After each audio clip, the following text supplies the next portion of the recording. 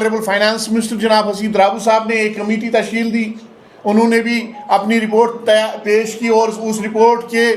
तनाजुर में SRO 520 बनाया गया और उसमें हमारे साथ वादा किया गया कि 74 ये 7th पे कमीशन इम्प्लीमेंट करने के बाद इसमें तरामीम किए जाएंगे और तमाम मराहत यहाँ के डेली वेजर्स कैजुअल लेबर्स को दिए जाएंगे। उसके बाद जो 5 अगस्त 2019 के बाद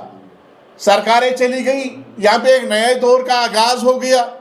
honourable prime minister of India ने on the floor of house ऐलान किया, ऑनरेबल होम मिनिस्टर साहब ने जम्मू में ऐलान किया, यहाँ पे जो 36 यूनियन मिनिस्टर्स का डेलीगेशन आया उन्होंने हमें आश्वासन दे दिया, लेकिन हालात आज तक बदले नहीं। फिर जब सरकार यहाँ की अवामी सरकार बनी, उमर अब्दुल्ला साहब ने इख्तिदार संभाला तो एम्प्लॉय जॉइंट एक्शन कमेटी का एक वफद एम्प्लॉय जॉइंट एक्शन कमेटी के प्रेसिडेंट की सरबराही में उनसे मिला रायता ऑफिस में। मुबारकबादी के बाद हमने यहाँ पे जो बर्निंग इशू है, यहाँ का जो सियासी यहाँ का जो समाजी और इंसानी मामला है डेली वेजर्स कैजुअल लेबर्स का, रेगुलराइजेशन और मिनिमम वेज एक्ट दिल्ली और लद्दाख के मुताबिक देने का मुतालबा हमने किया, तो उस वक्त उन्होंने हामी इस चीज़ की बरली की आज के बजट सेशन में इस मामले के हवाले से आपके साथ इंसाफ किया जाएगा, तनख्वाह में बढ़ोतरी की जाएगी। बहरहाल बजट सेशन आ गया तो बजट में हमारे हवाले से एक भी शब्द नहीं किया गया। तो यहाँ के आरसी मुलाजमीन ने जम्मू कश्मीर के तूल आर्ज में, खासकर अगर हम कश्मीर वादे कश्मीर की बात करेंगे, यहाँ पे एक बहुत बड़ा प्रदर्शन हो गया, बहुत बड़ा एहतजाज देखने को मिला और सरकार मजबूर हो गई। Honourable chief minister of Jammu Kashmir जनाब उमर अब्दुल्ला साहब ने on the floor of house हिज़्ब इख्तिदार और हिज़्ब इख्तिलाफ के सामने इस बात का ऐलान किया कि हम डेली वेजर्स कैजुअल लेबर्स का मामला इंसानी और समाजी मामला समझते हैं, ये हमारे लिए दर्द दिल वाला मामला है, इसको हल करने के लिए हम एक और कमेटी तश्कील दे देंगे। इसका मतलब यह है कि 4-5 कमेटियां ऑलरेडी तश्कील दी गई थी, उन्होंने रिपोर्ट्स पेश किए थे, SRs पेश किए थे और उसके बाद 19 मार्च 2025 को चीफ सेक्रेटरी साहब की सरबराही में और एक कमेटी तश्कील दी और 19 सितंबर 2025 को उस कमेटी का जो मियाद है उसका जो टाइम फ्रेम दिया गया था वो मुकम्मल हो जाता है। तो आज हम उस कमेटी के सरबराह और वर्दी चीफ सेक्रेटरी साहब और यहाँ के चीफ मिनिस्टर साहब की खिदमत में एक गुजारिश करना चाहते हैं कि जो कमेटी ने रिपोर्ट फ्रेम की है उस रिपोर्ट के हवाले से जो हमारे तहफ़्फ़ुज़ात है, जो हमारे तजावीज़ है, जो हमारी आरा है, रेगुलराइजेशन के हवाले से, मिनिमम वेज एक्ट के हवाले से, हम चाहते हैं कि हमें एक मौका फराहम किया जाए एम्प्लॉय जॉइंट एक्शन कमेटी को। यहाँ के मुलाजमीन जो 4.5 लाख और डेली वेजर्स कैजुअल लेबर्स का मुश्तरका प्लेटफॉर्म है, हमें एक मौका फराहम किया जाए ताकि हम अपनी बात उनके सामने रखें और ये जो डेली वेजर्स कैजुअल लेबर्स का मामला है जो मुख्तलिफ नामों के तहत मुख्तलिफ महकमों में काम कर रहे हैं, ये मामला हमेशा हमेशा के लिए हल हो जाए। ये फैसला और ये रिपोर्ट एक तरफा नहीं होना चाहिए। उससे क्या होता है, फिर कल को हम फिर से सड़कों का रुख करेंगे,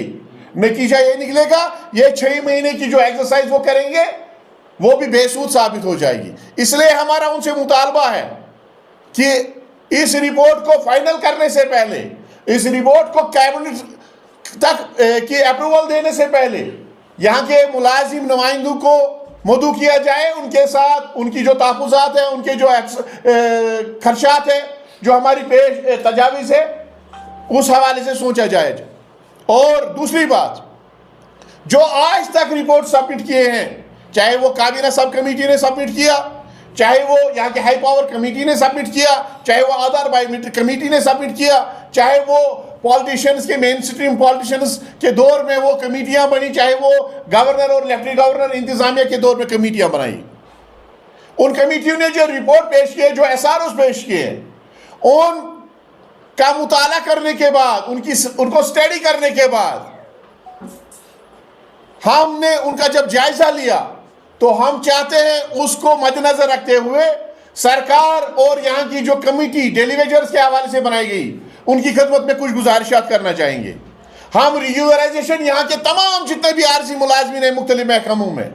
जिनको पुराने रिपोर्ट्स में नहीं लाया गया है, चाहे वो सीजनल है, एचडीएफ है, लैंड ओनर है, आईटीआई वर्कर है, चाहे वो कंपा है, जितने भी यहाँ पे कैटेगरीज है, एजुकेशन वॉलंटियर्स है, सीपी वर्कर्स है, कंटेंजेंट पेड वर्कर्स है, लैंड ओनर्स है, आईटीआई वर्कर, जितने भी यहाँ पे हैं उन सब को इस दायरे में लाया जाए ताकि इन सब का मामला हमेशा हमेशा के लिए हल हो जाए। हम सब ने अपनी जिंदगियों का प्राइम टाइम दे दिया है, 20 साल, 25 साल, 30 साल हमने यहाँ की सरकार की खिदमत में और यहाँ की आवाम की खिदमत में दी है। हम नहीं चाहते हैं एक बार फिर हम रिपोर्ट सबमिट करने के बाद सड़कों का रुख करें। हमारी गुजारिशात है कि उन रिपोर्ट्स में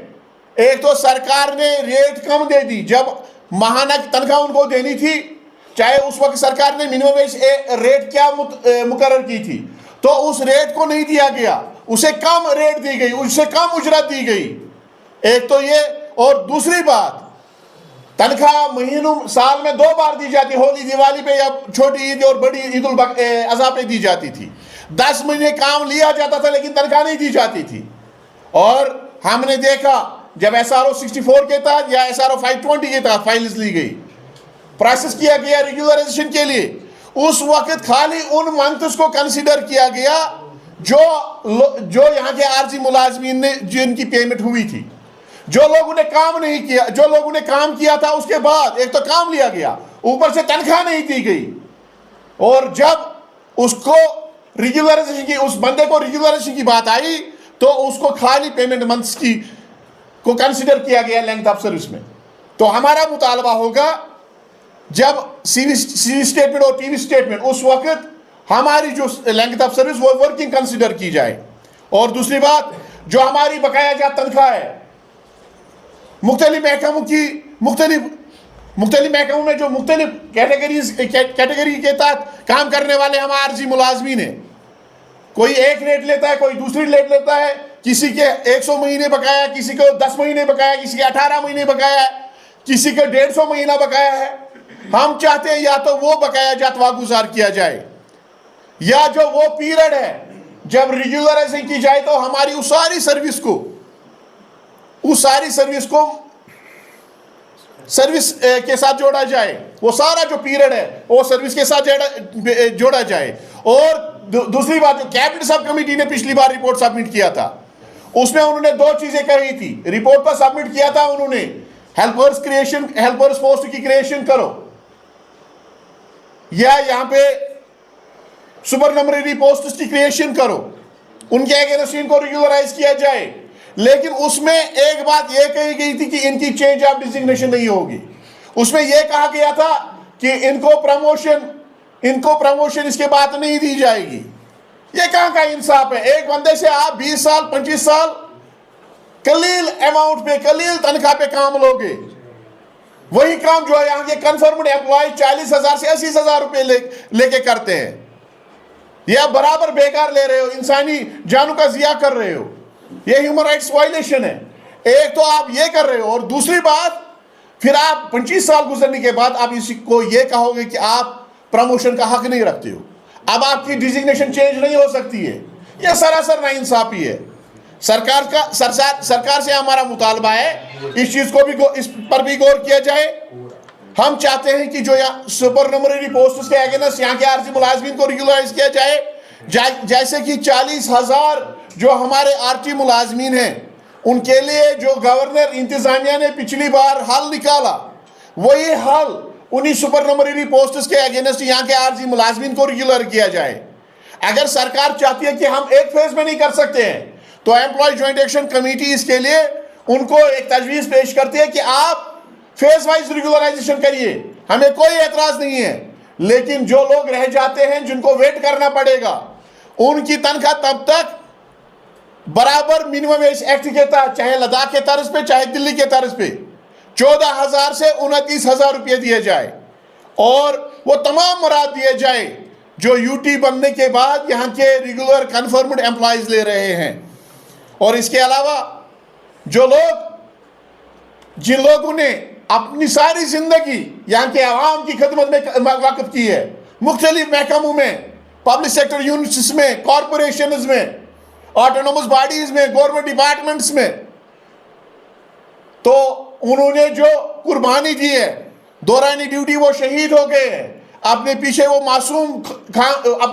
मासूम अयाल छोड़ के चले गए हैं। हमारा मुतालबा है उनका भी इस पॉलिसी में, इस रिपोर्ट में जिक्र होना चाहिए। हमारा मुतालबा है कि उनके अफराद खाना में से एक फर्द को सरकारी नौकरी दी जाए। आपने देखा होगा महकमा बिजली में कई ऐसे मुलाजमीन हैं जो हैंडीकैप्ड हो गए, जिनके माँ बाप को ये उम्मीद थी कि ये बड़ा हो जाएगा, मेरे बुढ़ापे का सहारा बनेगा, लेकिन कोई टांग से कटा हुआ है, कोई किसी की बाजू कटी हुई है और अपने अहल के लिए उम्र भर के लिए उनके कदम पर वो बोझ बन गया है। इसी तरीके से बाकी महकमों में भी उम्र सारी देने के बाद इस दुनिया से चले गए, दौरान ड्यूटी ही शहीद हो गए। उनके बच्चे तरस रहे हैं, उनके जो बेवाएं हैं वो तरस रहे हैं, दफ्तर की दर की ठोकरें खा रहे हैं वो। हमारा मुतालबा है उनके हवाले से भी इस रिपोर्ट में फैसला होना चाहिए और साथ में ही हम और एक मुतालबा करना चाहेंगे। यहाँ इस यूटी या हम स्टेट कहिए या यूटी जम्मू कश्मीर कहिए, प्रधानमंत्री का एक नारा है कि एक विधान, एक निशान और एक संविधान, लेकिन जम्मू कश्मीर में कुछ मुख्तलिफ हो रहा है। यहाँ का जो पॉलिटिशियन है,